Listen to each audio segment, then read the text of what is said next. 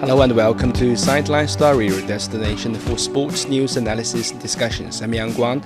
This week we explore the FIBA European Championship. What remarks are stirring heated discussions among fans? Who delivered the best performance at the tournament? For this chat, I'm joined here with my fantastic co-hosts Tian Yu and Brandon Yates. All right, when the NBA enthusiasm is yet to come, fans have switched to the FIBA European Championship, which gathers a bunch of superstars and rising talents. But before we focus on the action, let's first of all zoom in onto the controversial remarks made by Turkish coach Ergin Ataman during the tournament. Emphasizing the quality of European games, Ataman called out the NBA for labeling its winners world champions.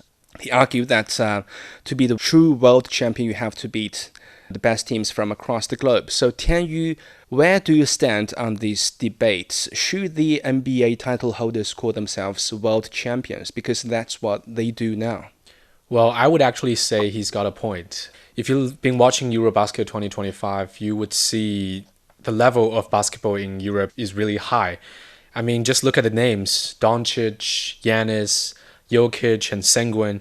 These guys aren't just carrying their national team forward, they're also the stars, anchors on NBA squads. The big difference to me is the style of play between the two different leagues. In the NBA, it often comes down to how far your superstar can carry you, and the rest of the team is there to give the star the space to operate. But in Europe, it's a little bit different because there's no the so-called defensive 3-second rule.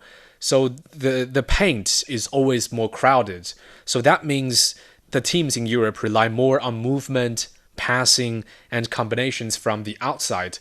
So it feels more tactical and more team-oriented. And it's not just the established names. We're seeing a growing number of rising talents breaking through too. I mean, Lauri Markkanen leading Finland to knock off Serbia, even with Jokic on the squad, that was huge.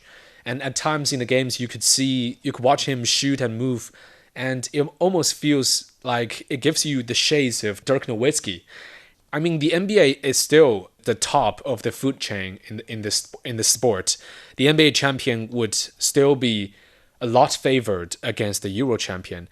But what's changing is the gap between the two leagues. The last few years, and especially this tournament, have shown us that European basketball is growing tremendously. It is stacked with stars, and it just keeps developing. So I think that's why when people debate world champions, it's not a crazy question anymore. Right. Brandon, is NBA title the de facto world championship, or is Ataman right about his opinion?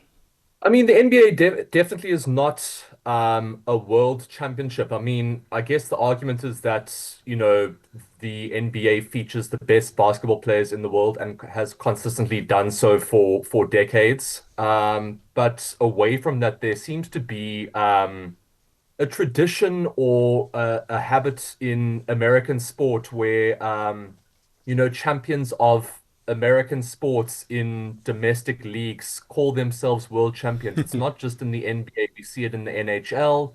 We see it in the Major League Baseball, and we also see it in the National Football League, where, these guys that win the title for that sport in the American domestic league, whether they call themselves world champions or whether person that hands them the trophy calls them world champions, whether it be the commentators or sports presenters, there's normally at least one or two voices that bring out the term world champions, even though these are all domestic leagues. I mean, I suppose for something like American football, where it's kind of only really played at this level in the United States, and it's an American sport, and it's called, American football and all of that sort of thing. That might be a justification for a world championship tag, well, at least more so than the NBA. But even then, like, why not call yourselves American champions? I think that's also, a very powerful title to give yourselves. I mean, it's if you're playing in the most difficult competition in the country where it's the most supported and the most played, I think calling yourself an American champion is also, incredibly, a big deal. Like whether you're calling yourself a Chinese champion or a South African champion for, winning your domestic league in a sport where it is the number one sport in your country. So yeah, I tend to agree. I've never been a big fan of the term world champion because it kind of look, I don't think the intention is to downplay other leagues around the world. I don't think they're Yeah, of saying like, course. oh, we only care about what's going on in America and other leagues around the world can, they're not at our level or anything like that. I think it's just like an overexcitement or like a really hyping yourself up to be this incredible champion because winning something like the NFL or the NBA is a huge deal and you don't really see these world-class incredibly well-paid athletes and teams performing on the international stage. So I think they feel like to make themselves or to kind of make it more known how big their win was, they use the tag world champions because they don't compete against anybody else, but the teams that they are competing against domestically are technically over the decades the best in the world. So I think that is maybe some of the mindset behind it. To be quite frank, I don't think they really care about international condemnation. I think when people, NBA champions or NFL champions, when people say, "Oh, you're not really the world champions," I don't really think they care. I think, they feel like they're competing in the best league in the world. They're the best team in the world in their sport, and so they call themselves world champions. I mean, so technically speaking, when you look at other sports around the world, let's use football as an example. The Champions League is arguably the biggest club competition in the Hmm. world, featuring the best teams in the world, even though it doesn't feature teams from, or mostly teams from Asia or South America or Africa or anything like that. But, they are still regarded as the best teams in the world. But when they win, they call themselves, Champions League winners and the best team in Europe. They don't call themselves the best team in the world. The only team that is calling themselves world champions now, that's a club team, is Chelsea because they've just Hmm. won the FIFA Club World Cup, which featured teams from around the world. So, in technical terms, should an NBA team only call themselves a world champion if they compete in a global competition, and the same for the NFL, the NHL, or the Major League Baseball? Maybe that is, the technical argument, but away from it, just to clarify, I don't think that these teams care that other people don't consider them world champions. They consider themselves world champions, and I think that's the end of it. Why they call themselves world champions instead of American champions or national champions, I still don't quite understand. It seems to be an American traditional habit that I don't fully understand. But yeah, that's the way they do it, and I don't think they're ever going to change. Yeah, maybe it's time to set up the intercontinental contest between the NBA champions and the European champions, Asian champions, put them together like what FIFA did with the Club World Cup. Yeah. Put them together and figure out who can finally win that global contest. Probably the NBA champions would do, but before they actually won anything, they can just stay as the national champion because the NBA is the National Basketball Association, right? Yeah. It's all about national things. Stay humble. But this debate has surfaced every now and then, every few years, with figures like Dirk Nowitzki, like Manu Ginobili, and even American sprinter Noah Lyles questioning the NBA's use of the world champion, moniker. I concede that the NBA champion would probably beat any other international club champions, but bestowing the title before you actually won anything from the global contest is kind of presumptuous to Yeah. me.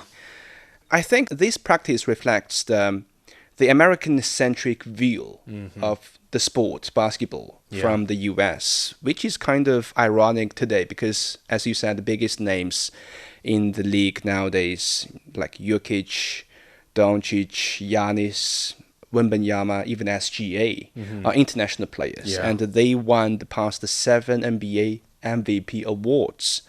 So when the talent pool of the NBA is becoming increasingly global, the insistence of calling the national winners world champion is kind of inaccurate Yeah. and inappropriate to me. That's just my view. Now let's talk about the individual performance from the European Championship. Luka Doncic came to this year's Euros after reportedly a grueling summer focused on conditioning, and his performance with Slovenia has been nothing short of spectacular. Yeah. We are seeing historic stats night after night from Luka. For Lakers fans watching, this has to be incredibly exciting for them. But Tianyu, the question is, does this dominant in-shape version of Luka that we are seeing in international play translate to a new level of optimism of what he can achieve with the Lakers in the new season of the NBA? Well, definitely, I would say so. We're not just seeing a fitter Luka this summer. We're seeing a beast mode Luka. Dropping 30 plus points feels almost routine for him at this tournament, and that 42-point explosion against Italy was totally ridiculous. And even though he only had one assist in that game, it didn't mean he was ball hogging all the time. He was still running the tempo, still making the right passes to break down defenses. And the big difference now is that since now he has a leaner body, his drives are smoother and his finishing is much easier. And you can see him putting real effort into defense. Now for a Lakers fan, it definitely has to make you optimistic. You combine Luka's physical transformation with the new pieces the Lakers have brought in. Suddenly the picture looks really good. Luka's in the best shape of his career. He's faster, he's more explosive, and he's able to play longer stretches. That should make him a lot more effective on defense too, which has always been his weak spot. And now the roster around him fits that direction. Because Marcus Smart and DeAndre Ayton, they are kind of defensive-minded guys who can raise the whole team's defensive floor. And you add that to Luka's improved conditioning, and you've got a much more balanced Lakers squad. After almost a half season's games playing with LeBron James, the chemistry between him and James definitely looks stronger this season. So yeah, I think I would say the Lakers definitely has reason to feel good, because a dominant and more conditioned Luka with a deeper, tougher roster means this team definitely has a brighter prospect this year. Right. Brandon, what does Luka's performance at the European Championship tell you about the prospects of the Lakers in the new season of the NBA? What can Lakers fans expect from him? I don't think what we're seeing in the Euros, can be taken sort of at face value. It is a big deal, and the performances that he's been putting up have been absolutely incredible. I think there's been triple doubles, there's been a 42-point game in the knockouts. He's been performing incredibly well at this tournament, but whether that translates into the same performances in the NBA is a different story entirely. Whether it because of the difference in physicality and the amount of minutes that he's going to be playing and the level of competition that he's going to be playing against consistently week to week. Sometimes twice a week. So I think there's definitely positive signs. I think that when you've got one of the best players in the world, leaning down and putting in massive shifts on both ends of the court and really playing a starring role as an individual, but also, doing defensive work for his national team, I think is incredibly important. Whether that role will also be fulfilled at the Lakers remains to be seen. I don't think that he will have as much responsibility at the Lakers as he does for his national team. I think he'll have support, like Tian, you mentioned, from Ayton and from Marcus Smart and people like that. I think some of the names that have been brought in at the Lakers are, very experienced heads in the NBA and are kind of, as we would call in football, hard men, that kind of do the dirty work and allow, some of the prettier, like attacking style players to do their thing and put up the performances that bring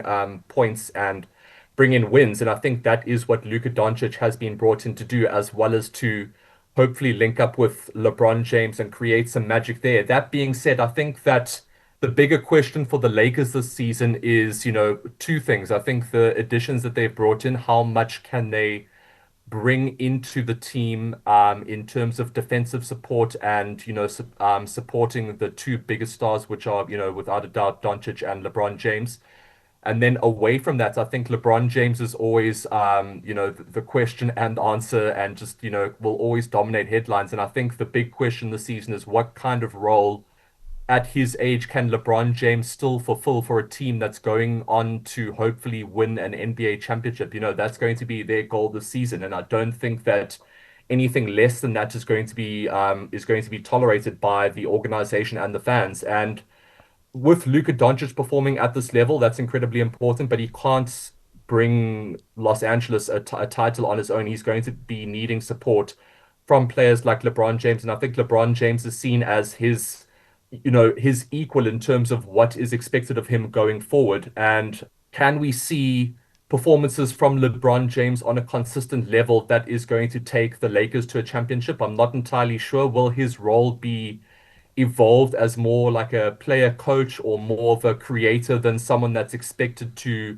put up a huge amount of points or massive defensive efforts? So I think the role of the additions that have come in as well as the role of LeBron James is going to be incredibly important for the Lakers this season. But away from that, looking at Luka Doncic's performances at this particular tournament at the Euros, and then will that translate into NBA performances? If it does, I think that's going to be massive for the Lakers, but he's also going to need massive amounts of support from the people around him to take Los Angeles to the next level, which is, getting to the conference finals and hopefully getting to an NBA finals. I'm not surprised with Luka Doncic's high-level play at the European Championship, but I was shocked that he can still keep that elite shooting accuracy after an intense summer focused on, adding muscle.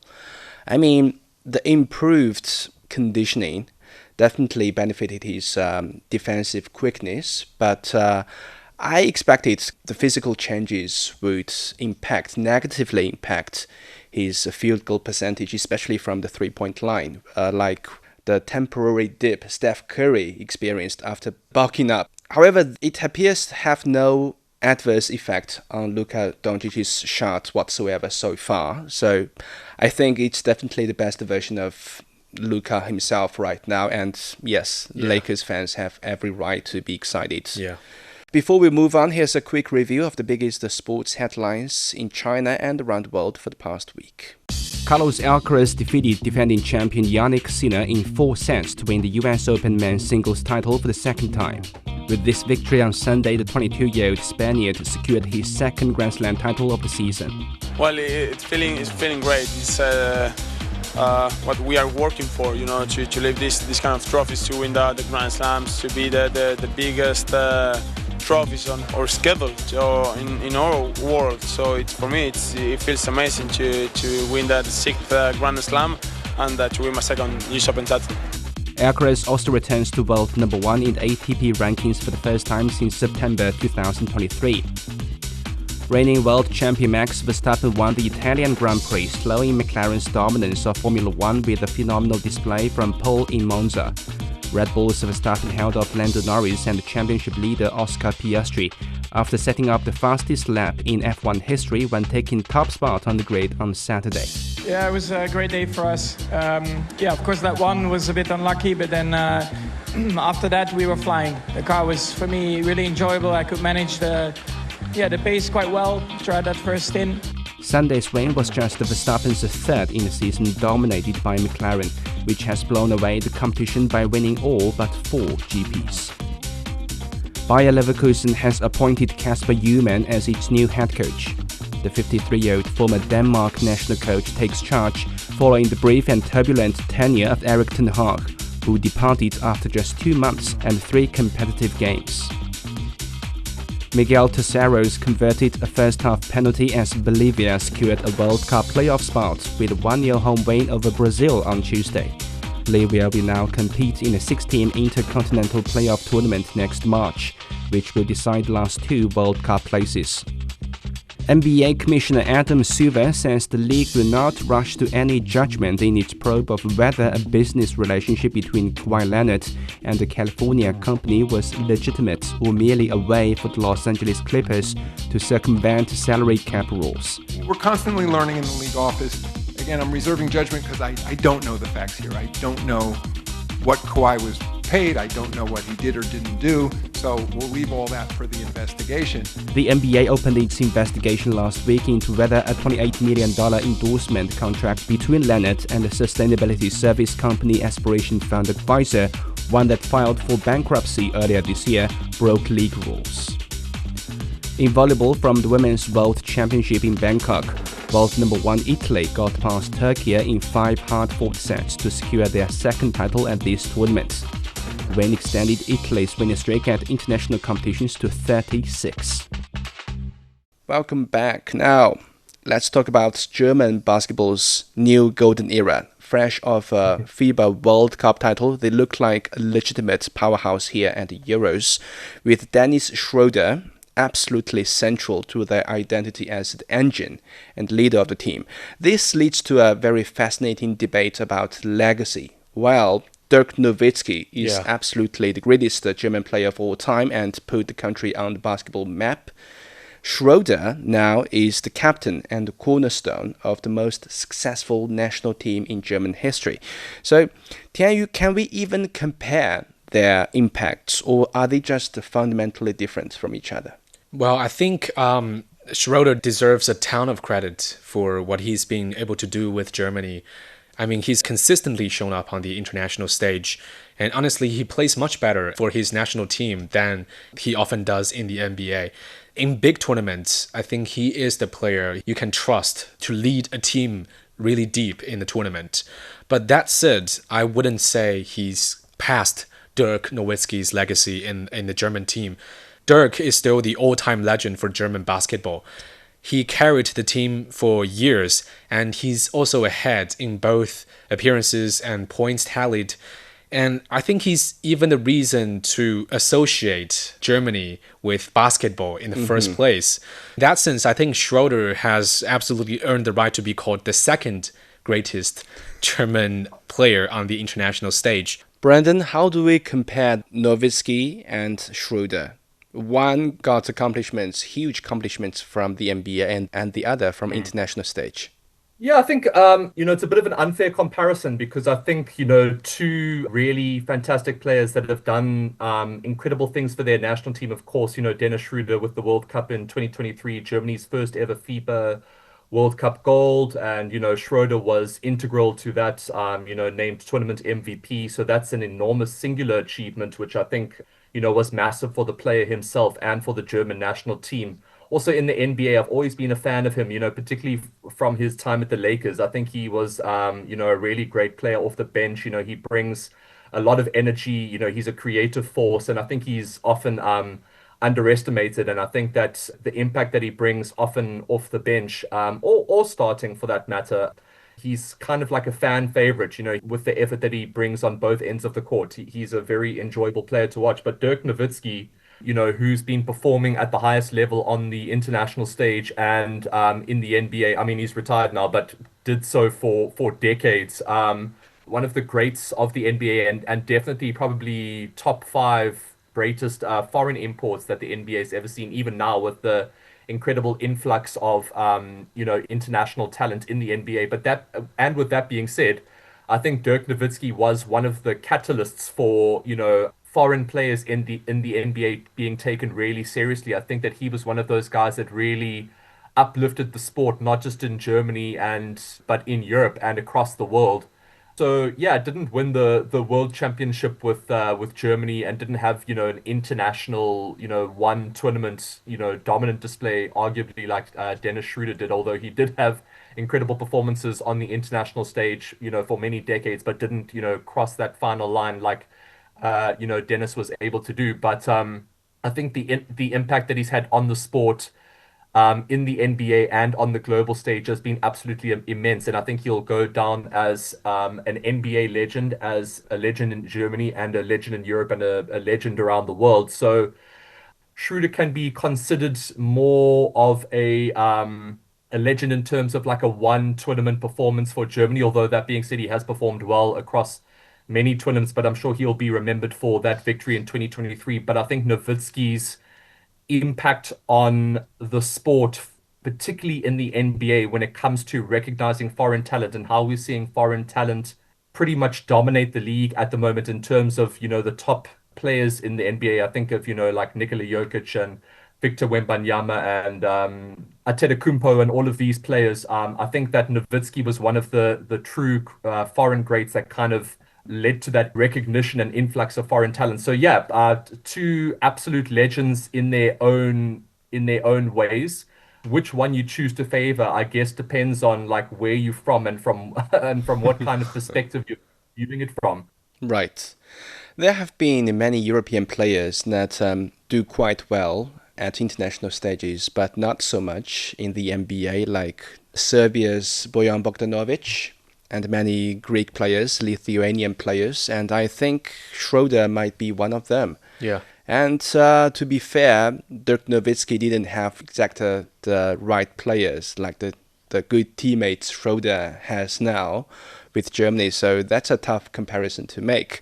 Mm-hmm. Now, two of the pre-tournament favorites, Serbia and France, have shockingly been eliminated early from the European Championship. For France, it's a major disappointment after the silver medal at the Paris Olympics.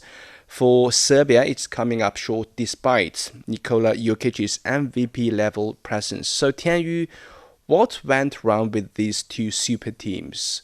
Well, honestly, France going out isn't that surprising for me. Compared to their Olympic squad last year, they were missing a lot of key veterans. I mean, guys like Nando Di Colo and Nicolas Batum, Gobert and Wembanyama didn't play either.